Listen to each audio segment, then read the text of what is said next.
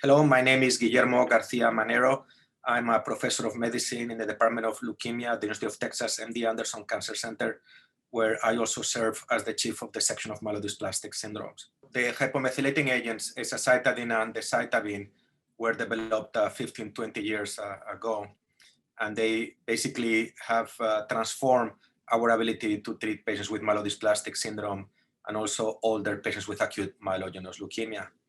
Also, very interesting, these hypomethylating agents have been really easy to combine with other compounds. Of course, the best example is the BCL2 inhibitor venetoclax in acute myelogenous leukemia that has also really improved the natural history of the disease. So there's no doubt that these drugs are fundamental as part of our armamentarium in patients with MDS and AML. But they have a problem, and the problem of the current hypomethylating agents is that they require either IV or subcutaneous infusion daily, depending on the dose schedule that you use, from 3 to 7 days every 4 to 5 weeks, depending on the frequency. So this is challenging for the patients, and also is challenging for health systems, particularly the last couple of years during COVID. So since I started working in this area, I cannot actually remember when one of my patients did not ask me for a pill form of these drugs.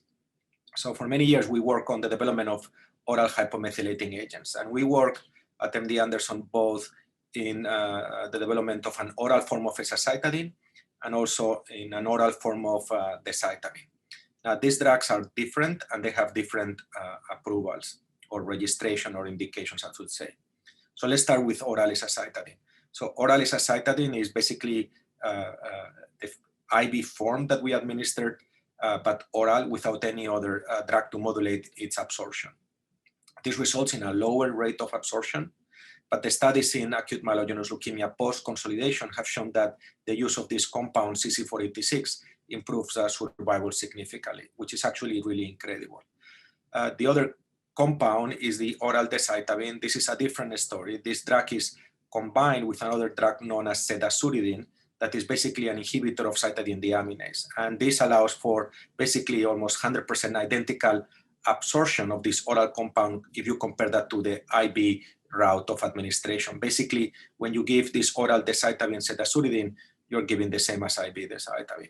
And this drug was approved in the United States based on the PK profile characteristics. Now, in a subsequent presentation at ASH last year, we showed that the oral decitabine is very effective in myelodysplastic syndrome, and that the survival actually was as expected with IV decitabine. So we are excited about these results. We're working on an oral azacitidine cedazuridine compound known as STX030 that could actually at some point become an oral form of azacitidine. So in summary, today we have in the United States 2 oral hypomethylating agents approved. Oral azacitidine with a lower exposure that is able to change the natural history of patients with acute myelogenous leukemia, although it is not approved for myelodysplastic syndrome because a phase 3 randomized study basically failed to show an improvement in outcomes. And then the oral decitabine cedazuridine that is basically an identical oral form to that of IV decitabine that is basically interchangeable, in my opinion, to IV decitabine. This, of course, has now really allowed us to really treat at MD Anderson patients with MDS and AML with an oral approach.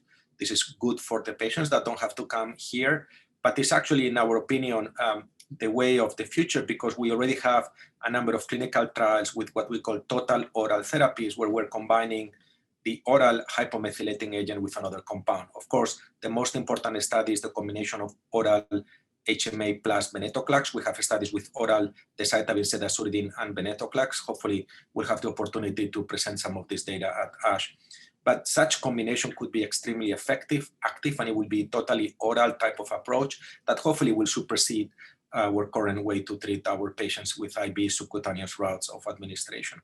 And then finally, I think that this type of compound also has a fundamental role post-transplant, where again, an oral compound will be easier and it could have really a tremendous impact in perhaps decreasing the rates of relapse in this group of patients with MDS AML that go for transplantation.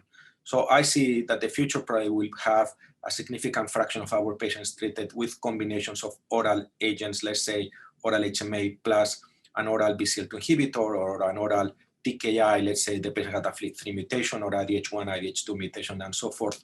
And we're already working actually on triplets that use oral forms of this type of agents. This will really facilitate how we take care of our patients, and you're going to see a wave of clinical trials exploring this type of approach.